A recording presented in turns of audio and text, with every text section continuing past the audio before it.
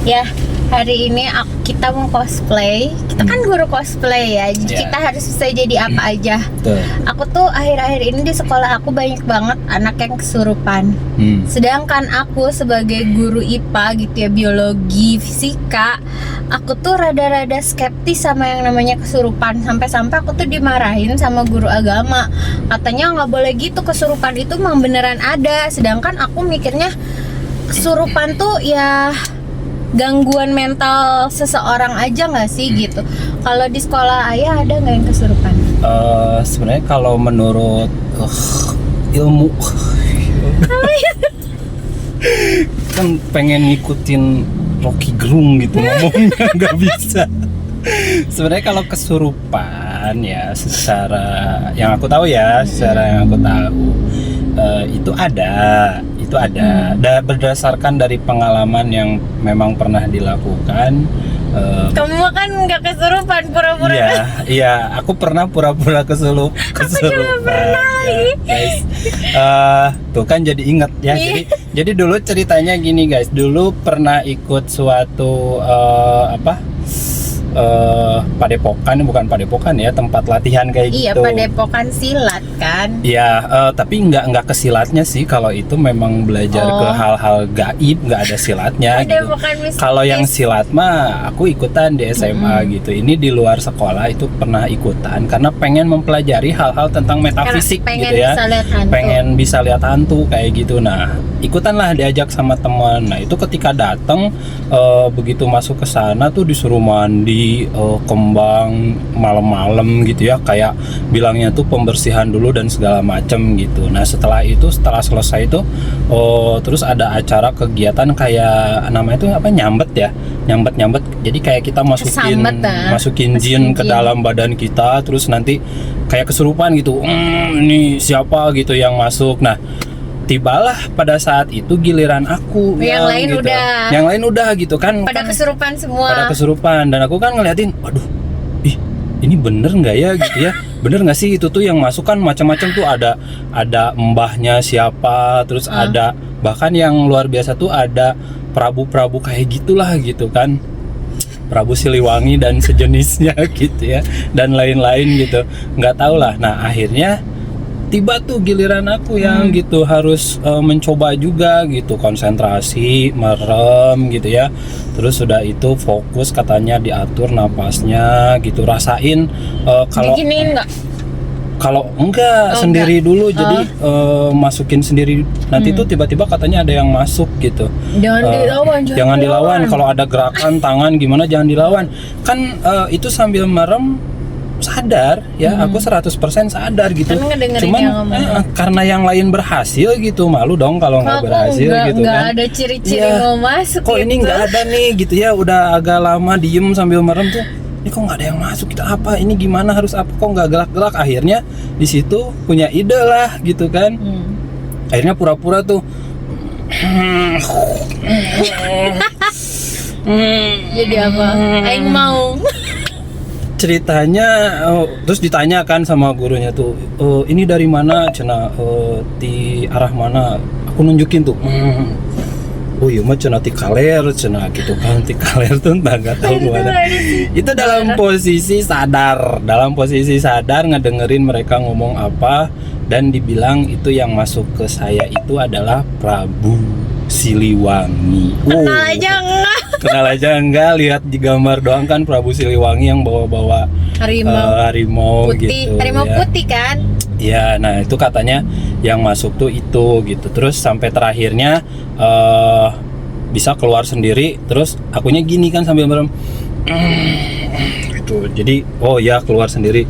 Akhirnya sampai terakhir tuh pura-pura. Bener kan, cosplay nggak tuh? Emang bakat kita mah cosplay. Nah itu sampai keluar, dan dari hari itu nggak percaya lagi sih sama yang sekarang gitu. Ukurannya guru spiritualnya aja bisa ketipu kan berarti. Iya, posisinya aku pura-pura. Kenapa mereka nggak tahu kalau aku tuh pura-pura gitu kan? Kalau memang mereka punya ilmu bisa tahu harusnya, dan kelihatan yang metafisik tuh kelihatan, yang goibnya kelihatan. harusnya tahu dong kalau ini orang pura-pura gitu, tapi nggak ketahuan sama sekali gitu. Nah itu pengalaman kesurupan, makanya sebenarnya pernah melihat yang kesurupan dan tapi kamu juga nggak tahu kan itu kesurupan beneran atau enggak? Ya cuman beda auranya, kerasanya beda gitu. Ada pernah ngelihat yang emang beneran itu beda gitu. Cuman kalau kayaknya yang di sekolah-sekolah itu lebih bukan pura-pura sih, tapi menurut aku ya anak-anak yang kesurupan itu bukan pura-pura, tapi emang mereka tuh ingin meluapkan emosi yang mungkin tertahan gitu ya, mendem, terus pengen diluapin. Akhirnya di alam bawah sadarnya itu kan mereka pasti pernah denger nih, kayak contohnya nih ada salah satu siswa yang awalnya dia nggak pernah kesurupan, tapi memang kita tahu dia ada masalah pribadi gitu. Sampai di satu titik di semester ini dia akhirnya jadi sering kesurupan, dan dia tuh kesurupannya kayak gigit-gigit kayak harimau gitu. Nah akhirnya orang-orang bilang iya soalnya dia keturunan kakeknya tuh dulu punya hodam harimau gitu. Tapi menurut aku anak ini pasti pernah diceritain sama orang tuanya, sehingga tentang kakeknya itu, sehingga dia alam bawah sadarnya akhirnya terpicu untuk mengarahkan emosinya ke cerita itu. Terus muncullah satu alter ego yang harimau itu gitu, menurut aku. Nah sekarang aku juga pernah pura-pura kesurupan, tapi itu mah emang acting ya. Tapi orang-orang percaya kalau aku kesurupan karena teriak matanya melotot kayak gitulah. Terus aku pikir, oh berarti yang kesurupan tuh kayak gitu. Dan buat aku tuh capek kan, katanya kalau habis kesurupan capek ya. Aku aja acting kesurupan capek loh. Emang capek, mau nguras tenaga sampai harus nangis, teriak, melotot, terus, wah gitu deh pokoknya ya. Jadi dari situ kayaknya skeptis sama aku belum pernah sih ngeliat kesurupan yang kata orang kan kalau yang kesurupan beneran tuh bikin merinding dan sebagainya. Aku belum pernah sih ngelihat yang bikin aku merinding gitu, belum pernah. Dan emang aku jarang banget kan merinding. Susah gitu, jadi sensitivitasnya. Oke gitu. Nah sekarang kita mau cosplay reaksi guru ketika ngelihat anak yang kesurupan. Mulai dari guru apa dulu nih? Kita mulai dari guru BK. Aku guru BK dulu ya. Nih. Kamu jadi guru BK. POV guru BK ketika ada anak kesurupan. Maaf ya, ini versi kita ya. Jangan ada yang tersinggung, mohon maaf teman-teman, karena ini sesuai dengan apa yang kita lihat aja gitu ya. Guru BK kan itu ya kayak gitu. Semi psikolog gitu nggak sih guru BK tuh kan. Jadi biasanya gini nih kalau guru BK. Bu, ada yang kesurupan Bu di kelas 9. Oh ya udah, ayo kita ke sana. Aduh itu anak-anak jangan diriung begitu, aduh kasihan, itu butuh napas. Coba kaliannya minggir, semua bisa dibicarakan. Ayo bawa ke ruang BK, biar ibu yang ngajak ngobrol. Ini mah kayaknya ada masalah ini mah. Mana pacarnya? Punya pacar nggak? Bestinya siapa? Yang mana bestinya? Ayo ikut sama ibu. Ini pacarnya mah harus juga kesurupan Bu. Gitu ya.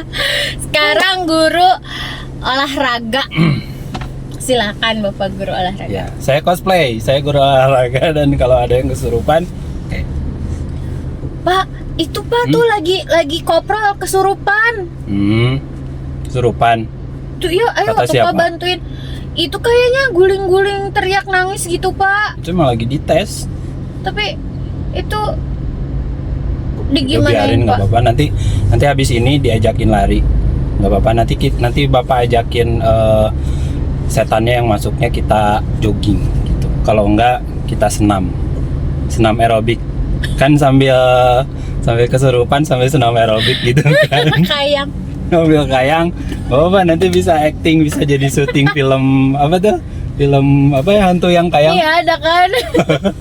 Untuk kayang. Nggak apa-apa, itu mah kecapean ya. Dia dari rumah belum sarapan gitu. Terus tadi olahraganya kecapean, dehidrasi gitu. Ya itulah salah satu ciri kalau dehidrasi, kekurangan cairan, begitu gitu. Makanya kalau habis olahraga tuh jangan lupa minum air mineral ya, awas jangan minum yang manis-manis. Kalau kurang minum nanti kesurupan. Agak jauh beda sama guru biologi nih ya kalau ngelihat anak kesurupan nih ya. Ini aku nih ya, anak kesurupan. Aku kan guru biologi. Bu, ada yang kesurupan bu. Oh mana? Oh ini beliin beng. Ini mah gula darah turun, ini mah hipoglikemi ini. Nggak sarapan tadi malam, pasti abis begadang nonton drakor. Pasti kemarin abis stres hormonnya berantakan. Lagi menstruasi ya. Udah ini mah temennya beliin beng. Ayo sini sama ibu kita jajan seblak. Ayo, pokoknya mah ini mah sembuh abis makan beng mah gitu. Oke. Itu ya. Jadi ke science ya. Kita menghubungannya ke science. Kalau tadi olahraga ke ya udah fisik ya, praktek fisik gitu. Kan gini, logikanya kalau orang kesurupan kita ajakin lari kan males juga ya, setannya lari. Ntar guru agama keluar. Guru agama. Kalau menurut kamu guru agama itu gimana? Guru agama gini, sok. Pak, ini kesurupan, Pak. Ini anak kesurupan. Astagfirullahaladzim, ya Allah ya Rob. Ini kok bisa ini? Kenapa ini kesurupan? Tadi dia diam sendiri. Iya, katanya lagi ngelamun, Pak, katanya. Oh, ngelamun. Kasihan banget. Ambilin Bapak air. Bapak air. Ini, Pak.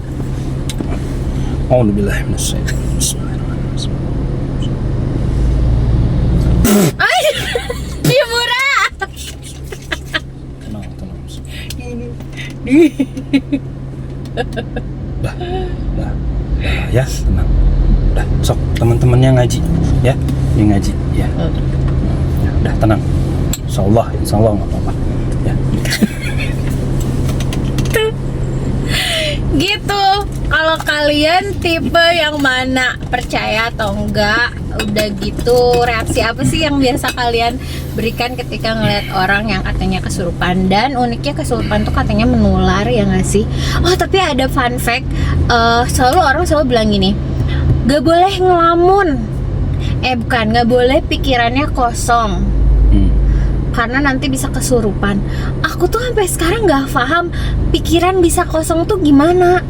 Aku kayaknya belum pernah seumur hidup pikiran aku kosong. Kayak diem dikit ngebayangin makan, diem dikit mikirin bayar utang bulan ini, cicilan gitu. Diem dikit mikirin besok pakai baju apa. Emang akunya mah diem gini, tapi bukan kan berarti kan? Iya, bukan berarti pikiran aku tuh kosong. Aku bahkan untuk bisa mengosongkan pikiran dan tidur nyenyak itu butuh effort loh. Bisa-bisanya orang diem nggak mikirin apa-apa terus masuk jin, itu tuh aneh banget. Ya, tapi disclaimer juga ya, kalau kita sebenarnya bukan tidak percaya dengan hal yang gaib. Kita percaya dengan hal yang gaib. Iya, coba ini kondisinya. Ya, bahwa jin itu ada, hal-hal gaib itu ada. Di Al-Quran juga kita percaya dan itu ada, dan kita meyakini ya. Kita harus mengimani itu dan kita percaya gitu. Hanya ya, nah ini kan banyak banget nih, termasuk hal kesurupan itu yang dijadikan sebagai pelampiasan gitu, ketika emosi dipendam gitu, tidak bisa mengungkapkan cerita sama siapa-siapa, yaitu akhirnya mungkin salah satu jalannya adalah dengan mencari perhatian. Kalau menurut aku sih gitu, mencari perhatian orang agar orang bisa respon ke kita, respect ke kita gitu. Jadi akhirnya ya kitanya ditanggepin gitu. Kalau menurut aku sih gitu. Tapi kalau tadi pikiran kosong sih emang kayaknya nggak ada sih gitu. Mungkin apa ya? ODGJ awalnya pikirannya banyak pikiran gak sih? Dari banyak pikiran akhirnya pikirannya kosong. Enggak juga, penuh itu. Penuh dengan imajinasi, halusinasi ya kan. Itu makanya jagalah kesehatan mental kalian guys. Karena mungkin kesurupan itu awal dari kegilaan. Ya, mudah-mudahan nggak ada lagi ya anak-anak sekolah yang atau siapapun gitu yang rame-rame kesurupan, apalagi kesurupan massal gitu kan. Kayaknya wow banget gitu. Apakah emang di situ memang ada jinnya yang banyak atau ya? Dan kembali lagi, ketika ada yang kesurupan di sekolah, kepada siapa kita ngomong duluan gitu, ya kan?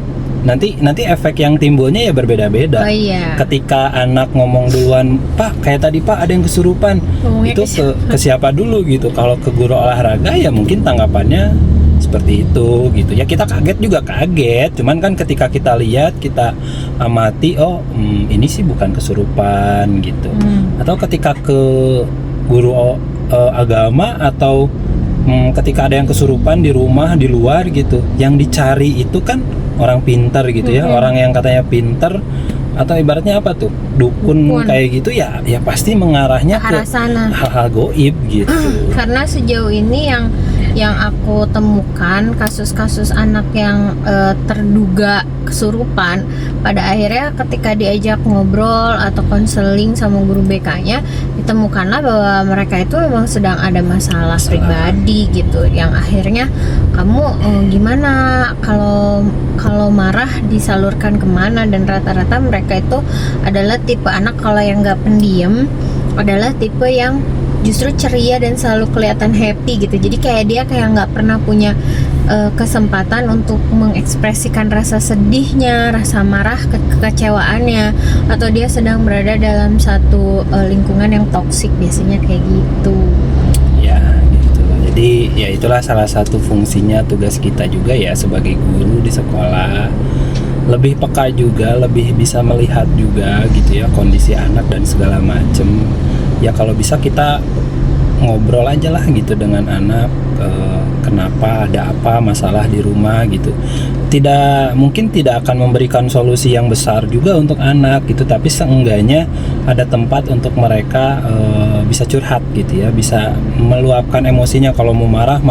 Makanya aku pernah yang kemarin ngobrol sama anak-anak di sekolah kan gitu. Terus habis itu aku sediain satu ruangan khusus di sana.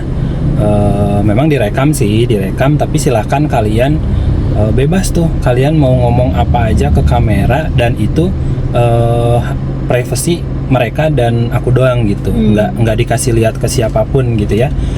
Aku juga nggak tahu. Iya, dan ternyata anak tuh ada gitu ya yang udah masuk ke ruangan itu, dia mengungkapkan apa yang dia rasakan gitu, yang selama ini emosi ya, sampai nangis kayak gitu ya. Itu kan salah satu cara juga gitu untuk meluapkan emosi gitu, daripada arahnya ke kesurupan gitu ya, caper pengen dilihat orang gitu. Beda-beda ini ya, beda-beda lingkungan ya. Ada yang lingkungannya yang akhirnya mengarahkan mereka ke perilaku negatif. Nah mungkin kalau ini ya lingkungannya mengarahkan mereka pada suatu kecenderungan kesurupan. Itu dia tentang kesurupan. Coba komen cerita kalian kayak gimana. Cerita kalian tentang kesurupan. Dadah.